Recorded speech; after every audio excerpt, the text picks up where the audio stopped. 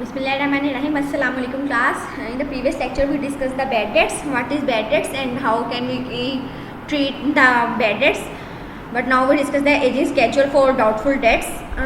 Aging schedule for doubtful debts मतलब ये है कि आपके कितने लोग हैं जिनके bad debts हो गए हैं और वो आपको पैसे नहीं दे रहे. अब उसकी आपने परसेंटेज कैलकुलेट कैसे करनी है वो हम इस सारे स्केड्यूल में पढ़ेंगे. तो पहले आप देखते हैं सबसे पहले कि क्या हो रहा है. माउस को मूव करते हैं. Ageing schedule for doubtful debts. Period debts owing less than 1 month to 2 month, 2 month to 3 month, 3 month to 1 year, over 1 year.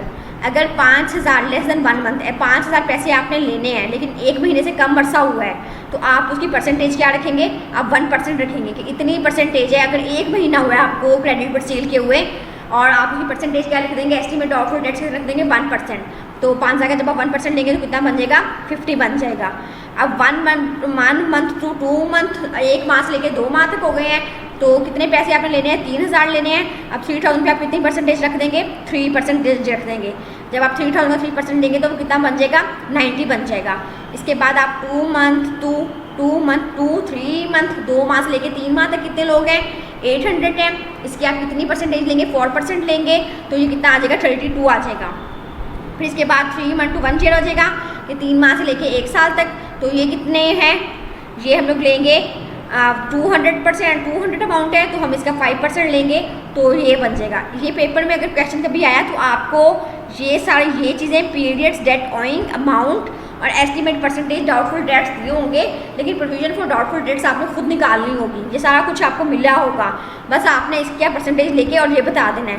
लेकिन ये देखिए आपको समझाने की ये पड़ रहा है कि अगर एक महीने से कम होते हैं तो हम परसेंटेज अपनी कम रखते हैं कि हमारे इतने कम पैसे डूबेंगे. जब 1 माह से 2 माह हो जाते हैं तब हमने परसेंटेज थोड़ी सी अपनी इंक्रीज़ कर दी है. अब जब 2 माह से 3 माह हो गए हैं तो हमने परसेंटेज थोड़ी सी और ज़्यादा इंक्रीज़ कर दी है. अब जब 3 माह से 1 साल हो गया है तो हमने परसेंटेज देखिए आप थोड़ी सी और ज़्यादा हाई कर दी है. अब ओवर 1 year जब 1 साल से भी ज़्यादा वर्षा हो गया है लेकिन अमाउंट हमारी जो है वो रिड्यूस हो रही है. जैसे जैसे हमने कम माह पे लोगों को ज़्यादा पैसे क्रेडिट सेल कर देते हैं. जब हमने ज़्यादा से ज़्यादा करना है तो हम कम से कम अपनी अमाउंट है जिसको अज्यूम करते हैं कि ये हमारी डाउटफुल डेट हो जाएगी. तो ये हमने देखा एस्टीमेट परसेंटेज इसकी कितनी रख दी. 20 रख दी. तो ये अमाउंट कितनी आ जाएगी. 32. अब ये सारा कुछ होगा जो हमारी प्रोविजंस बन जाएगी डाउटफुल डेट्स की. तो आप कुछ कंपनीज होती हैं ये एजिंग स्केड्यूल यूज़ करती हैं लेकिन अब कुछ कंपनीज ऐसी होती हैं जो ये स्केड्यूल यूज़ नहीं करती. वो वैसे ही अमाउंट अपने अज्यूम कर लेती हैं कि इतनी जो है हमारी बैड डेट्स हो जाएगी. लेकिन अगर आपने ये वाले फॉर्मेट देखना है तो इसमें देखिए आपने टोटल अमाउंट का कर लेना है. ये बन जाएगा 9,160 और प्रोविजन फॉर डाउटफुल डेट्स बन जाएगी 214. तो कुछ ये है कि अब अगर आपको ये बताया जाएगा तो ये तीनों चीज़ें पेपर में आपको दी जाएंगी. पीरियड भी, अमाउंट भी और एस्टिमेटेड परसेंटेज भी. आपने सिर्फ प्रोविजन क्रिएट कर लेनी है. अब नेक्स्ट है कि हमारा accounting entries for the provision for doubtful dates के अकाउंटिंग एंट्री जो है वो हम कैसे करेंगे जब हमारा प्रोविजन फॉर डाउटफुल डेट्स हो गया है. The accounting entries needed for the provision of doubtful debts are. तो year in which provision is first made. जिस साल आपकी प्रोविजन होगी आपने उसको वैसे करना है. Debit the profit and loss account with the amount of provision. आपने डेबिट करना है प्रॉफिट एंड लॉस अकाउंट को. ठीक है. हम हर चीज़ के 2 चीज़ करते हैं. एक चीज़ को डेबिट करते हैं, एक चीज़ को क्रेडिट करते हैं. हर चीज़ के हम 2 इफेक्ट देखते हैं ना. एक डेबिट हो रही थी, एक क्रेडिट हो रही थी. जब हमने जनरल एंट्रीज पढ़ी थी तो अब ये इसकी जनरल एंट्री है कि जनरल एंट्री क्या होगी. डेबिट करेंगे हम प्रॉफिट एंड लॉस अकाउंट को. क्रेडिट कर देंगे हम provision for doubtful debt account. Provision for doubtful debt account को हम क्या कर देंगे. क्रेडिट कर देंगे. लेकिन जब हम डेबिट करेंगे प्रॉफिट एंड लॉस अकाउंट को तब हमने डिडक्ट करना है ग्रॉस प्रॉफिट में से अपना एक्सपेंस. जो हमारा बैड डेट होता है ये भी हमारा एक्सपेंस होता है. ये हम लोग पहले भी डिस्कस कर चुके हैं कि जब भी हमारा बैड डेट होगा वो हमारा एक्सपेंस होगा. तो डेबिट कर देंगे प्रॉफिट एंड लॉस अकाउंट को. क्रेडिट कर देंगे प्रोविजन फॉर डाउटफुल डेट को. अब इसी एक एग्जांपल दी हुई है. हम उस एग्जांपल को डिस्कस करते हैं कि वो कैसे होगी. अब ये एग्जांपल है बेटा हमारे पास. At 31 December 2003 the debtors figure after deducting bad debts were 10,000. It is estimated that 2% of debt is 200 will eventually prove to be bad debts and it is decided to make a provision for these. The account will appear as follows. इस तरह आपको question आएगा paper में. अब आपने इसका solution देखना है कि क्या हुआ. वो कह रहे हैं कि 2003 में ऐसे डेटर्स हैं जो हमें लगता है कि 10,000 थे जिसको हमने कहा कि जो हमारे इसमें से हम अंदाज़ा लगा रहे हैं कि 2% जो होंगे वो हमारे क्या हो जाएंगे. हमारे बैड डेट्स बन जाएंगे. तो अब हम इसको किस तरह करेंगे. अब हम लोगों ने देखा था इसकी एंट्री क्या होती है. प्रॉफिट एंड लॉस अकाउंट को हम डेबिट कर रहे होते हैं और प्रोविजन फॉर डाउटफुल डेट को हम क्रेडिट कर रहे होते हैं. अब प्रॉफिट एंड लॉस अकाउंट में आपको पता है क्या आता होता है, ग्रॉस प्रॉफिट में से हमें लेस करने हैं अपने एक्सपेंस, तो प्रोविजन फॉर डाउटफुल डेट बन जाती है। अब ग्रॉस प्रॉफिट तो हमारे पास कुछ भी नहीं है इसमें, तो expense provision for doubtful dates कितनी है हमारे पास 200 उन्होंने हमें बता दिया है। वैसे भी उन्होंने हमें कहा 10,000 का 2% लेंगे तो वो भी आपका 200 बन जाएगा, क्योंकि उन्होंने आपको खुद भी 200 जो है वो बता दिया। ठीक है, ये आपने कर दिया प्रॉफिट एंड लॉस अकाउंट में। और साथ ही हमें कहा था क्रेडिट हो रहा है प्रोविजन फॉर डाउटफुल डेट, तो प्रोविजन फॉर डाउटफुल डेट का हम अकाउंट बना लेंगे। और क्रेडिट हो रहा है, तो क्रेडिट पे हम जब भी अकाउंट बनाते हैं हमने यहाँ नाम दूसरी चीज़ का लिखना होता है। मैं इसकी एंट्री की तरफ मूव करती हूँ एक बार दोबारा आपको समझाने के लिए कि आप क्या होगा, उसके बाद दोबारा हम इसको डिस्कस करते हैं ताकि आपको समझ आ जाए कि यहाँ हम क्या क्यों इस तरह लिख रहे हैं।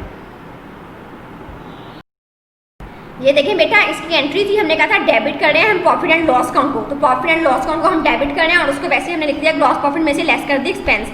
हमने कहा था क्रेडिट कर रहे हैं provision for doubtful debt account को, तो provision for doubtful debt account को हम क्या करेंगे, क्रेडिट करेंगे। ये जो साइड होती है ये वाली, ये जो साइड जो खाली साइड है हमारी, ये साइड हमारी हमेशा डेबिट साइड होती है और ये साइड हमारी कौन सी होती है, ये क्रेडिट साइड होती है।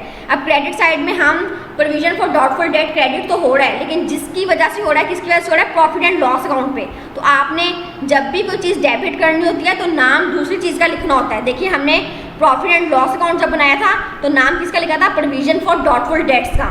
तो जब भी हमने डेबिट जाना, हमने डेबिट साइड पे ही था और हमने लिख दिया नाम प्रोविजन फॉर डाउटफुल डेट का। अब जब हमने प्रोविजन फॉर डाउटफुल डेट का अकाउंट बनाया, हम चले गए क्रेडिट साइड पे। ये डेबिट साइड है और ये वाली साइड जिस पे मेरा अब माउस है ये हमारी क्रेडिट साइड है, ये जिस पे मेरा अब माउस है ये डेबिट साइड है, और ये वाली साइड जिस पे 200 लिखा हुआ है ये हमारी क्रेडिट साइड है। तो हम चले किस पे गए, प्रोविजन फॉर डाउटफुल डेट में और क्रेडिट साइड पर। और क्रेडिट साइड में प्रॉफिट एंड लॉस अकाउंट हमारा क्या हो रहा है, credit provision for doubtful debt क्या हो रहा है, क्रेडिट हो रहा है। किसकी वजह से, प्रॉफिट एंड लॉस अकाउंट की वजह से 200 से।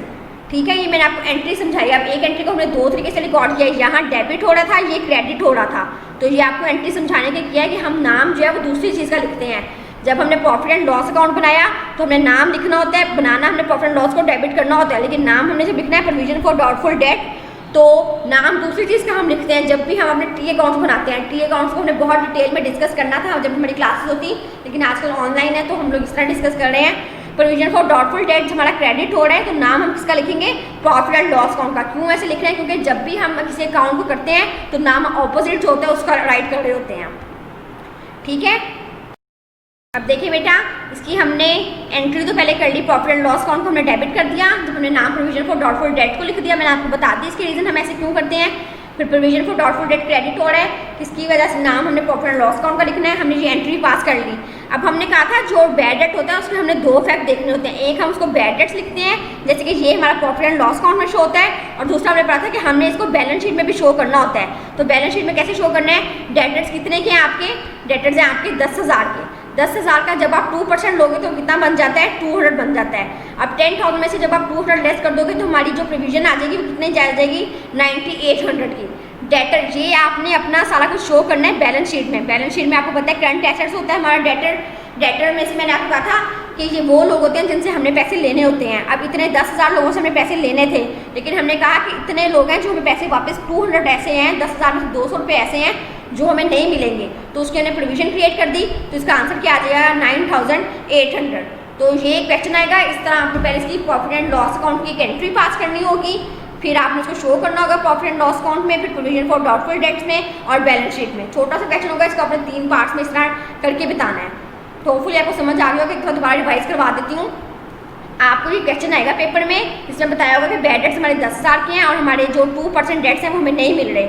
सबसे पहले आपने प्रॉफिट, हमने एंट्री देखी, profit and loss account debit हो रहा है, provision for doubtful debt credit हो रहा है। प्रॉफिट एंड लॉस अकाउंट जब डेबिट हो रहा है, हमने देखा हमारे पास ग्रॉस प्रॉफिट कुछ भी नहीं है और ना ही हमारे पास कोई एक्सपेंस है, तो प्रोविजन फॉर डाउटफुल डेट क्या हो रहा था, profit and loss account debit हो रहा है, किसकी वजह से, प्रोविजन फॉर डाउटफुल डेट की वजह से। तो हमने 200 लिख दिया। फिर हम दूसरा अकाउंट बनाएंगे प्रोविजन फॉर डाउटफुल डेट का, provision for doubtful debt credit हो रहा है, किसकी वजह से, प्रॉफिट एंड लॉस अकाउंट की वजह से। तो हम प्रॉफिट एंड लॉस अकाउंट की वजह से ये एंट्री हमने पास कर दी, 200 से ये और 200 से ये, डेबिट और क्रेडिट हो गए। हार्ड एंट्री के हमने 2 फैक्ट देखे, जब हमने जनरल एंट्रीज डिस्कस की थी तब भी हमने ये देखा था हार्ड एंट्री के 2 फैक्ट होंगे। इसके बाद हमने इसको बैलेंस शीट में भी शो करना है। बैलेंस शीट में आपने देखा डेटर्स हमारे कितने के हैं, या उन्होंने हमें बताया 10,000 के, और 2% प्रोविजन ली तो वही जो 200 है, 10,000 में से 200 लेस कर दिया तो 9800 जो है हमारा आंसर है। ये छोटा सा क्वेश्चन था। अभी हम इंक्रीजिंग द प्रोविजन और रिड्यूसिंग द प्रोविजन दोनों डिस्कस करेंगे इसमें। तो बैड डेट्स में अभी तक हमने देखा है बैड डेट्स एक्सपेंस होता है, फिर हमने उसको देखा कि एजिंग स्केड्यूल कुछ कंपनी यूज़ करती हैं, उसके बाद हमने इसका छोटा सा न्यूमेरिकल किया जिसमें उसकी एंट्री को डिस्कस किया कि अगर एंट्री को हमने कैसे रिकॉर्ड करना है।